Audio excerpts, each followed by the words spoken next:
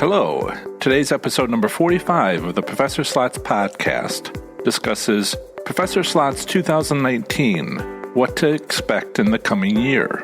Plus, in this episode, I'll be covering the current state of slot machine casino gambling in the great U.S. states of Idaho and Illinois. Thank you for joining me for the Professor Slots podcast show. I'm John Friedel, and this is a podcast about slot machine casino gambling. It is where I provide knowledge, insights, and tools for helping you improve your slot machine gambling performance. John Friedel from the Professor Slots blog reveals all his tips and tricks for thriving in the casino environment. Choose winning slot machines and identify your gambling goals. Being entertained, earning comps, winning take-home cash, or combining them. In case you missed it, on my last episode, I reviewed the 2019 edition of the American Casino Guide by Steve Borey. Also last episode, I reviewed Guam and Hawaii Slot Machine Casino Gambling 2018. I hope you enjoyed listening to my last episode as much as I enjoyed making it for you. Remember to visit ProfessorSlots.com/subscribe to get my free report revealing the top 7 online resources for improving your gambling performance, including the one I've used as a top-tier slot machine casino gambler. Let's start with the first segment of the show. Professor Slots 2019, what to expect in the coming year. Happy New Year 2019. I can already tell it's going to be an exciting year. Why, you ask? What do I have planned for Professor Slots 2019? Well, I'll tell you. It's simple, although perhaps not easy. My plan is to keep guiding slot machine casino gamblers to success. This community you've connected with, a still relatively small group of dedicated slots enthusiasts, is growing larger every month, and I will do what I can to help that growth continue in 2019. So let's talk about our goals and how to reach them together. This episode segment has the following subsections. 1. An introduction. 2. Progress made in 2018. 3. What will continue this year. 4. The goal, growing an audience of slots enthusiasts. 5. New stuff I'll be trying out in 2019. 6. What else would you like? And 7. A summary. It's impossible to make plans without first understanding what has already happened. Let's take last year, for example. In 2018, I produced 29 podcast episodes, sold nearly 200 copies of my book, published 75 videos, and wrote 83 blog articles. I've asked myself, was starting a podcast a good idea? Heck yes, it was. Was it easy? Heck no, it wasn't.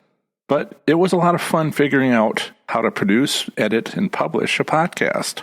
Like most everything about my Professor Slots brand, it was so very DIY.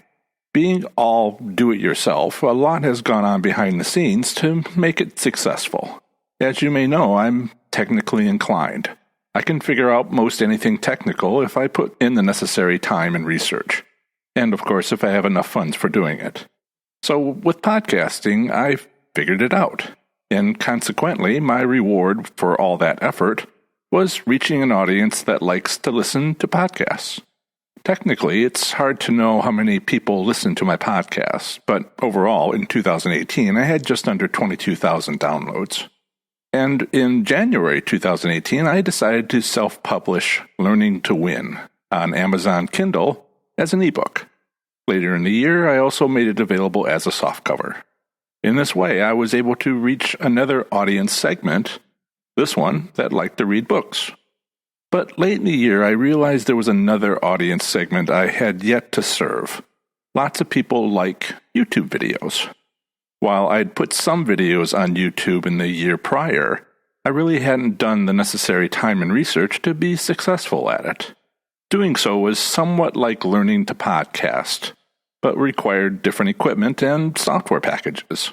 It also meant setting up another permanent studio. Plus, I needed to learn the necessary video technology, again entirely DIY. White balance, anyone? So I started my YouTube channel in early December 2018.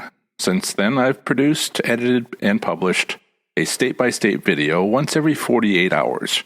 I have to say, jury-rigging a teleprompter for $100 in parts and plastic zip ties was a key to my success.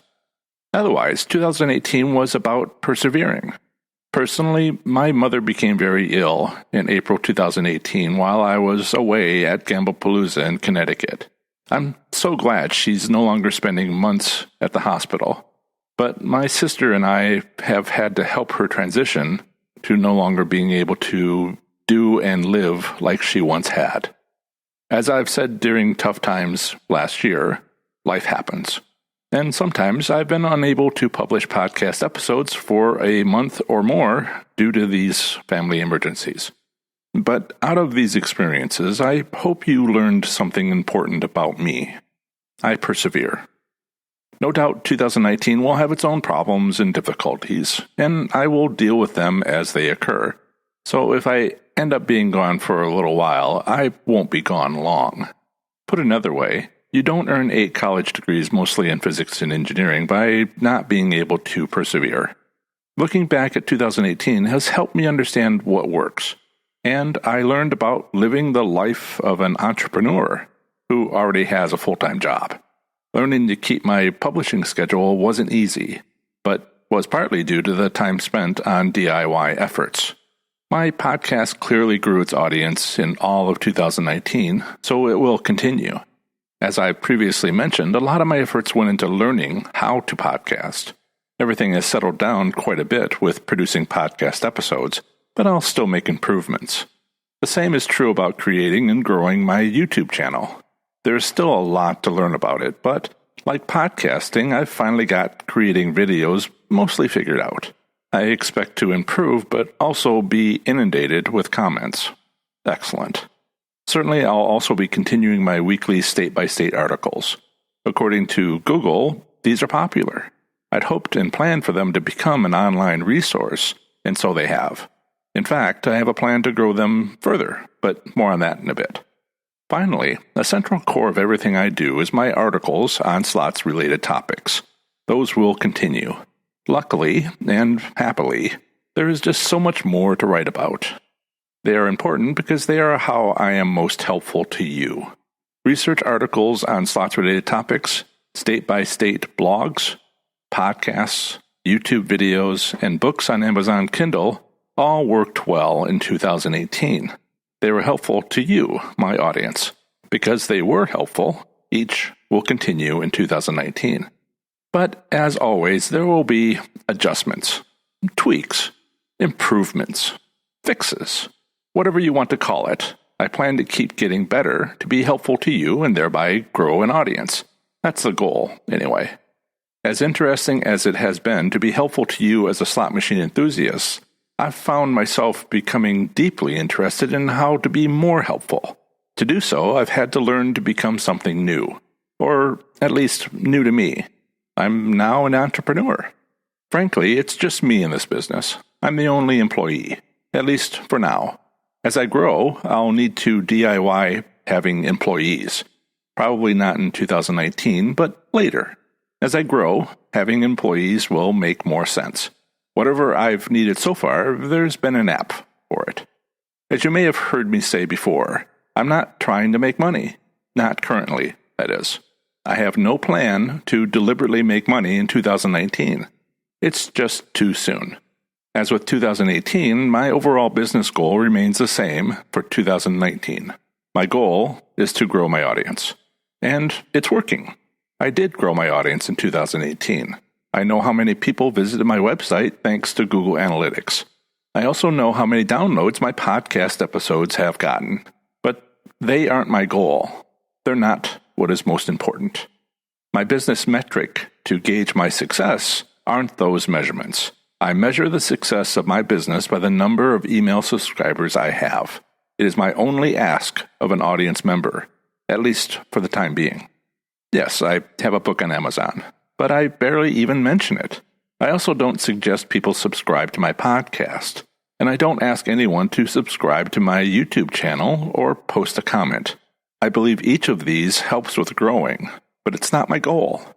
My goal is to grow my list of email subscribers. To do that, I offer useful information like my top 7 online resources. I have a podcast, videos, and ebooks to get my listeners, viewers, and readers to my website. Once there, I hope and plan, they will sign up. And with that being my entire focus for 2018, my list grew by more than threefold. That was wonderful. If you've already signed up to my email list, I appreciate it. Thank you so much. It's how I measure success. How many email subscribers does my research suggest I need to have a successful business? It's 2,000 email subscribers. Yes, I know I could get thousands per day by paying someone to hire a bunch of random people to sign up. That doesn't work. I need 2,000 people like you to sign up. To be successful, I need people from my niche. I don't need just anyone. I need interesting people from a special group who have a special interest. I need 2,000 slots enthusiasts. Currently, I'm nearly 30% there. Naturally, I've kept good records on growing my list. It's not like it's hard, right? I've plotted that growth and extrapolated a trend line. If the rate of sign-up stays constant, we'll have 2,000 email subscribers in about 2 years. And once we reach that goal, the next phase of my business will begin. I will, as they say, pivot. With 2,000 email subscribers, I will survey them to ask what they want. Once I know that, I can create a valuable product to satisfy that need. But it won't be free. In the meantime, I'm not trying to make money. I'm only trying to be genuinely and freely helpful. Since I know myself well, I suspect I will always be helpful. Someday, and it looks like that will be in 2 years, I won't always be entirely free. What I'm trying to convey isn't particularly easy for me, but I figured you should know. My Professor Slots brand isn't a hobby. Rather, it's a business. And each month, I operate at what I think most people would consider being a rather significant loss. I sold a record number of 65 copies of my book on Amazon in December 2018. I've set its price at less than $20 each, which seems reasonable. Any lower, and it's not considered valuable. For instance, what 90-cent book is valuable? But, as usual, Amazon took its 70% cut.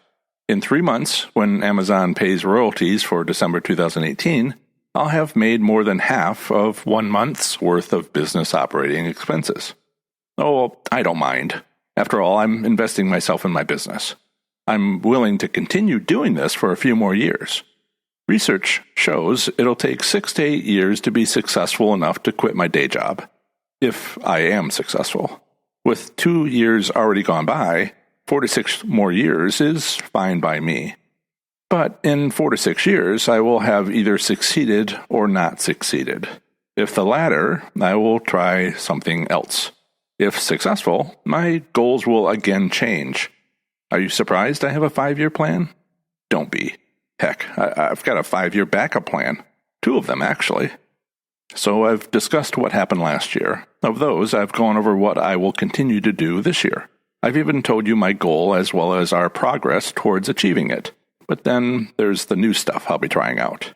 I'm considering writing and self-publishing another book on Amazon Kindle in 2019. Yes, it's also likely to cost under $20. I'm considering creating a book out of my state-by-state blog articles for the 56 states, territories, and the federal district. Because this state-by-state online resource is a series which restarts every 56 weeks, this book I'm planning will be the first annual edition. What I mean is, each year I'll publish a new edition for each series of 56 articles. Doing this is based on being helpful, and lots of people like to read books. Plus, it's already a good online resource, so maybe it'll make a good offline resource. I only have one concern. Did I just commit to writing at least 1 book a year? Perhaps forever? Other stuff for 2019 is learning to successfully deal with a growing YouTube channel. Looking at other channels, it could end up being my biggest source of an audience yet, but I think it will be the most tumultuous. If you didn't already know, YouTube commenters can be quite brutal, but my skin has gotten quite a bit thicker over the last few years. Remember, I have a day job. It's been a real education working there, to say the least. But it will help. Enough said. So, trolls exist, but I'm used to them. What I'm more concerned about is my usual concern. How can I be as helpful as possible? With YouTube comments, I'm told there will be a lot of them, and a lot of comments can be difficult to keep up with. Being helpful means replying to emails and comments within 24 hours. Possibly years from now, I will have the same issue all growing businesses have. Eventually, I will have difficulty finding enough time to personally answer all of them. But that's a long way in the future. Inundated by comments on my YouTube channel, videos I can figure out. DIY style. 5 a day, I can handle now. 50 a day? Maybe. 300 emails a day? What? Wow, that'll be tough. Or maybe not so tough. As I've already mentioned, I'm technically inclined, and there's generally an app for that, whatever that is. And getting too many emails to easily process sounds like it would be solvable with some kind of app. Anyway, I'm not worried. There is another issue with having a YouTube channel, though.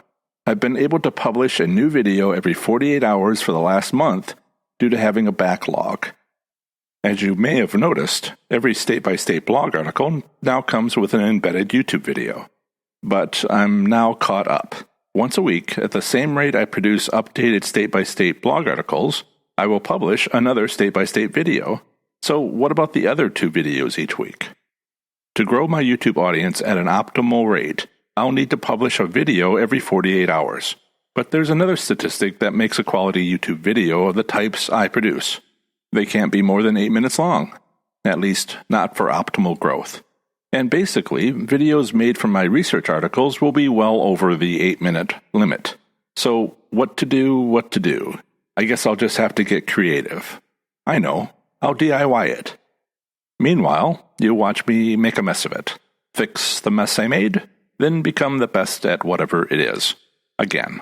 Because, that's what I do. I persevere. Finally, there's the small but frequent stuff. So far, mostly, I've generated research articles. They are more for reference now. For the near future, though, I'll be mixing in more Q&A sessions, as well as reviews of casinos, slot machine game themes, and books. Blog articles on slots-related topics, continuing my online resource of state-by-state posts, weekly podcast episodes, a new YouTube video every 2 days, and another book by mid-2019. That's me being helpful. But what else can I do for you? Seriously, I'm interested. What I've learned about having a small business and growing an audience seems reasonable. I'm told you'll never really know in advance, never be able to accurately guess what your audience will want until they tell you.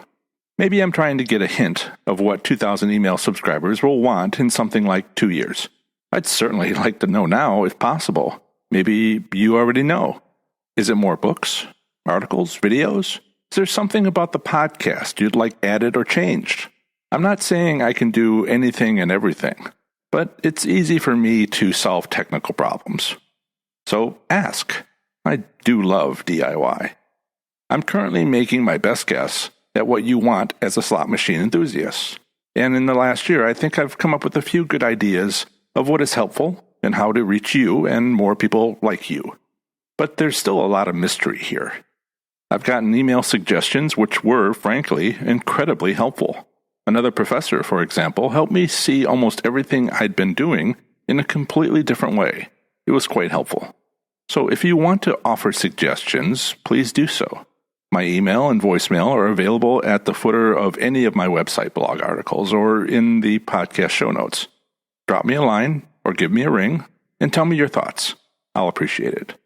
In summary, my plan is to keep guiding slot machine casino gamblers to success. I'll continue what works while improving them as I go, including educational articles, state-by-state blog articles, podcasting, and DIYing a YouTube channel. I plan to have new stuff as well, such as committing to writing a new book each year based on my state-by-state online resource. I'll also be adding more reviews to the mix. It's really all about being helpful to you, my dear fellow slots enthusiast. Remember to visit ProfessorSlots.com/subscribe to get my free report revealing the top 7 online resources for improving your gambling performance, including the one I've used as a top-tier slot machine casino gambler. Up next is the second segment of the show on slot machine casino gambling. Here, I'll provide a brief overview of the current state of gambling in 2 U.S. states, territories, or federal district, emphasizing by far anything of interest to slot machine casino gamblers. Up first is Idaho Slot Machine Casino Gambling 2018. Here goes. Idaho Slot Machine Casino Gambling currently consists of 7 American Indian tribal casinos. Idaho's single pari-mutuel facility with live horse racing and instant racing machines finally closed in March 2018. With its distinctive shape, Idaho forms part of the Pacific Northwest and is located in the northwestern region of the U.S., having a small border with Canada. It also borders 6 other U.S. states. The capital and largest city is Boise. Major airports include the Boise Airport, BOI, serving southwestern Idaho, and Spokane International Airport, GEG, serving the northern region from nearby Spokane, Washington. There are also several regional airports available. The minimum legal gambling age in Idaho depends upon the gambling activity. For land-based casinos, bingo, the lottery, and pari-mutuel wagering, it's 18. For poker rooms, it's not available. The maximum bet in Idaho is $50. The state originally adopted criminal and constitutional prohibitions against all forms of Class III gaming, except pari-mutuel betting and a state lottery. This action was challenged by the tribe and taken to the federal district court. Ultimately, the state drafted a proposed constitutional amendment changing its gaming laws, allowing state tribal compacts to offer the Class III Vegas-style games currently available. Next up is a usually short statement about slot machine private ownership, which I have included in case you live in this U.S. state and are considering owning a slot machine. Here it is. In Idaho, it is legal to privately own a slot machine if it was manufactured before 1950. In place of a state gaming commission, state tribal compacts exist between the Idaho state government and the tribes with casinos located within the state. These compacts exist between the Idaho government and the following tribes. 1. Cote Leon Tribe of the Cote Leon Tribe Reservation, Idaho. 2. Kootenai Tribe of Idaho. 3. Nez Perce Tribe of Idaho. And 4. Shoshone-Bannock Tribes of the Fort Hall Reservation of Idaho. In this section, I discuss Idaho gambling establishments. Idaho has 7 American Indian tribal casinos located throughout the state. The largest casino in Idaho is Coeur d'Alene Casino Resort Hotel in Worley, having over 1,400 gaming machines, but no table games. The second largest casino in Idaho is Fort Hall Casino and Hotel in Fort Hall, having over 900 gaming machines, but again, no table games.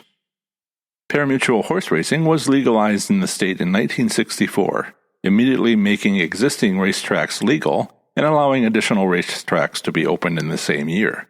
Online horse betting became legal on July 1, 2014, allowing historic horse race betting or instant racing machines. Les Boys Park in Boise was the single commercial track in Idaho. It closed on March 30, 2018. Live racing ended the year before. The pari-mutuel facility stayed open a few more months by offering simulcast betting and instant racing machines. Idaho has too many casinos to mention here, so I've put the complete list, along with links to their websites, assuming they've set one up, on my website blog article for the state at professorslots.com/ID. As an alternative to enjoying Idaho slot machine casino gambling, consider exploring casino options in a nearby state.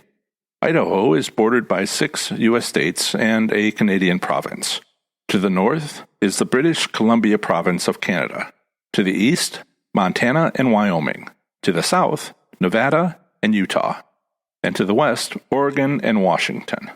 To visit any of my articles on these U.S. states, simply visit professorslots.com, followed by its 2-letter designation.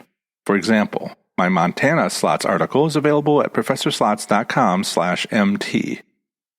Idaho's tribal state compacts do not require a minimum theoretical payout return percentage. Without a minimum payout return, the tribal casinos of Idaho may legally set their payout return to being as low as they wish. The only real practical limit, therefore, is how low their patrons will accept before choosing to gamble elsewhere. Given the relatively long distances between casinos in some parts of Idaho, there may be less risk of this rejection happening than might occur elsewhere.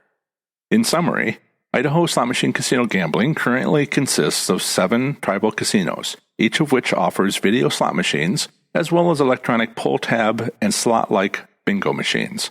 Some of these casinos also offer video poker, video keno, video roulette, and electronic blackjack table games. The existing state-tribal compact does not require a minimum payout return when gambling at any of Idaho's American Indian tribal casinos.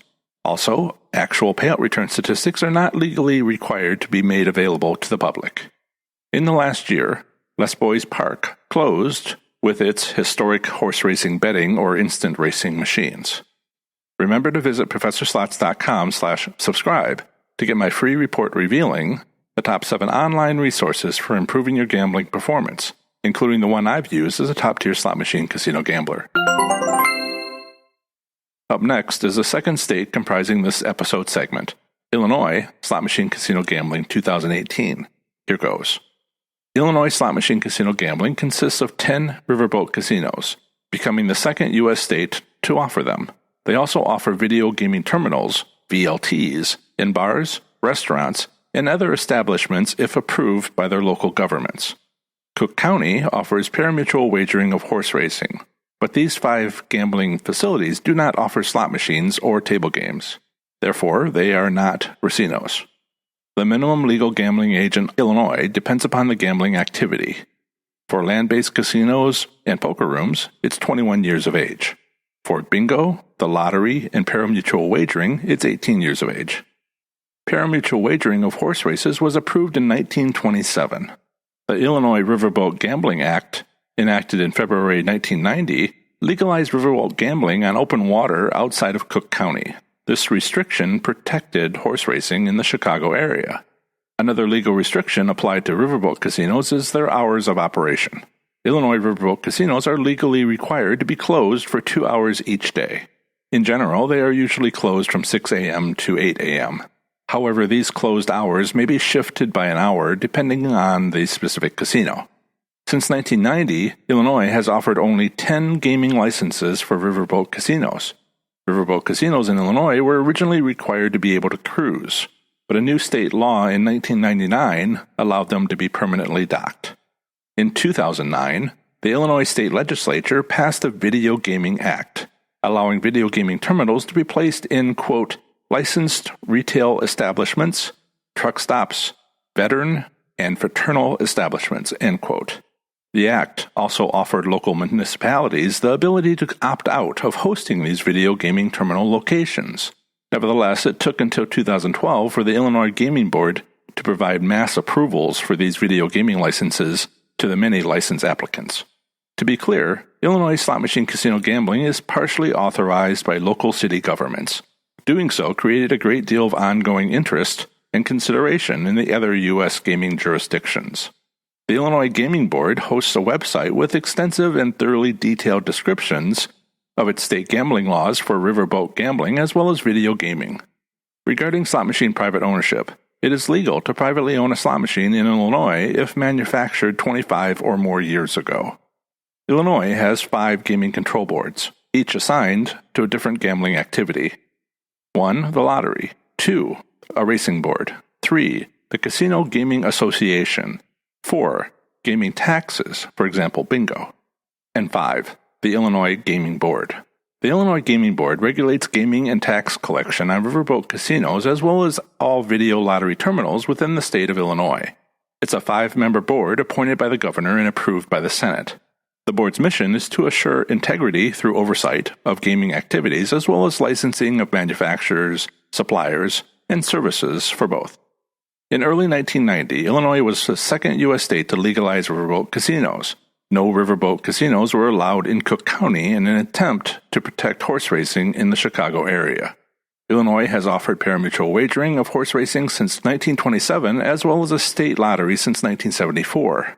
Somewhat unusually, Illinois is one of the first states to offer both of these gambling options online. Originally, Illinois riverboat casinos were legally required to be undocked from land to offer on-board gaming. However, this requirement was updated in 1999 to instead allow gambling to be offered while permanently docked. In 2009, the Illinois State Legislature allowed video gaming terminals to be located in bars, restaurants, veteran establishments, fraternal organizations, and truck stops. Applicants for these VLT machines are required to get approval from both the state as well as their local government. Riverboat casinos were launched, so to speak, in September 1991 with the Alton Bell. Illinois riverboat casinos exist in East St. Louis, Aurora, twice in Joliet, Metropolis, East Peoria, East Dubuque, and Rock Island. Each riverboat is legally authorized to have up to a total of 1,200 gaming machines, including positions available at table games. The Illinois Gaming Board assumes each craps table offers 10 positions, while all other table and keno offer 5 gaming positions. In 2005, the Illinois State Legislature established an admissions tax of $2 or $3. Admission is $2 at Jumer's Casino Rock Island and $3 at all other riverboat casinos.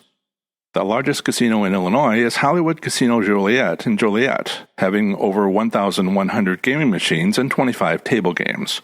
The second largest casino in Illinois is Paradise Hotel Casino in East Peoria, having over 1,100 gaming machines and 21 table games. Illinois has 10 riverboat casinos, too many to mention here, so the complete list along with links to their website is available on my website blog article for this state at professorslots.com/il.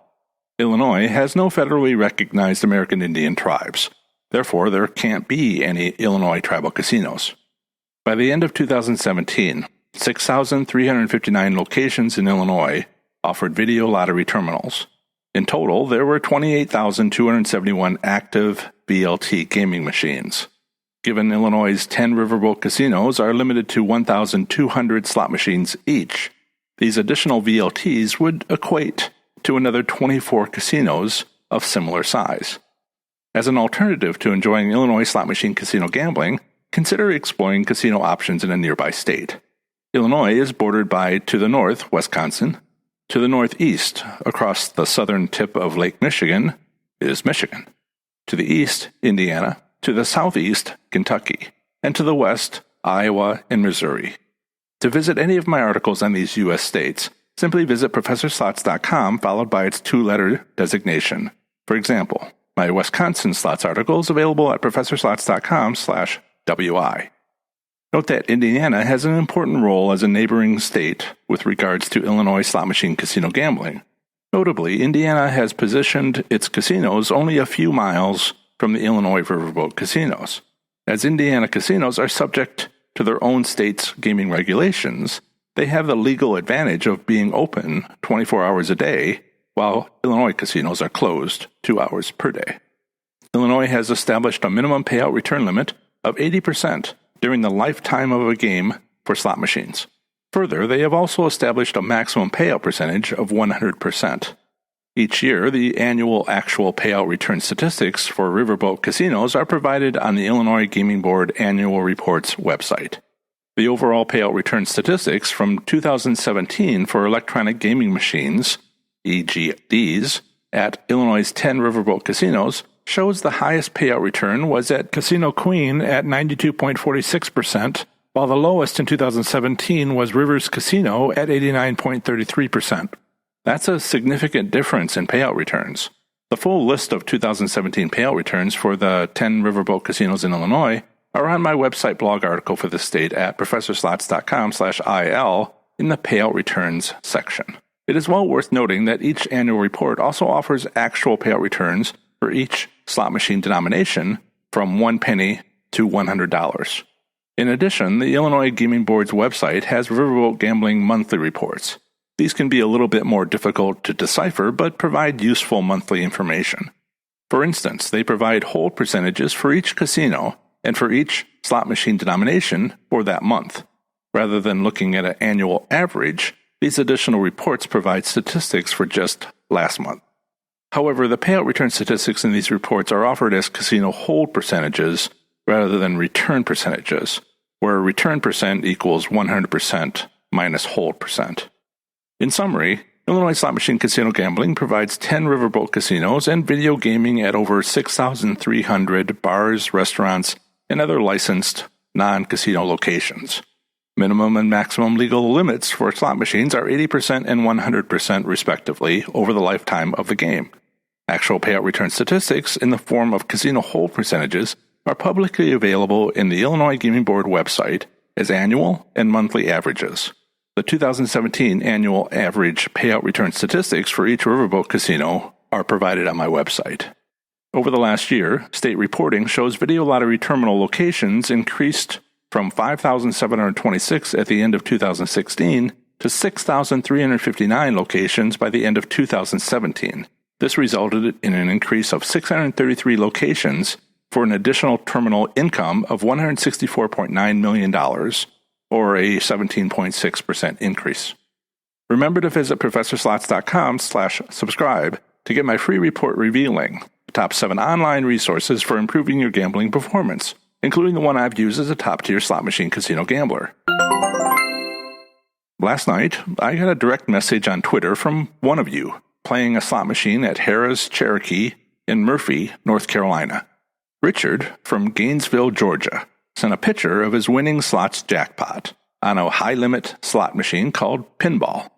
Richard had a $500 bankroll, which he was playing on a $25 denomination, 3-credit slot machine for maximum credits. On his last $75 bet, with only 1 credit remaining afterward, he spun the reels and landed on 3 double diamonds in a row for a 2,400 credit jackpot. At $25 a credit, that's a $60,000 hand-pay jackpot. Congratulations, Richard. I was so glad to hear you got the check instead of cash, and that you keep good gambling records for income tax preparation purposes. Good job. Part 1 of the next episode of the Professor Slots podcast is not yet determined. I have several ideas, including reviewing casinos, slot machines, and books. I'm sure I'll figure out shortly what I'll do next. To ask a question which might end up as a blog article or on a podcast episode, email it to john@professorslots.com, where John is spelled Jon, or by calling 937-696-0086 to leave a 3-minute or less voicemail. Casino trip reports about slots are also appreciated. Part 2 of the next episode of the Professor Slots podcast are more brief overviews of the current state of gambling in 2 U.S. states, territories, or the federal district. Next time, I'll be talking to you about the great U.S. states of Indiana and Iowa. That's the end of another great episode of the Professor Slots podcast. Thanks so much for listening.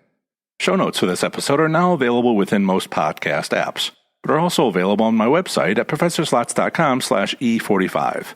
I plan to have the next episode come out very soon for you, where I'll have more amazing content for the show. Until the next episode, have fun, be safe, and make good choices. Bye.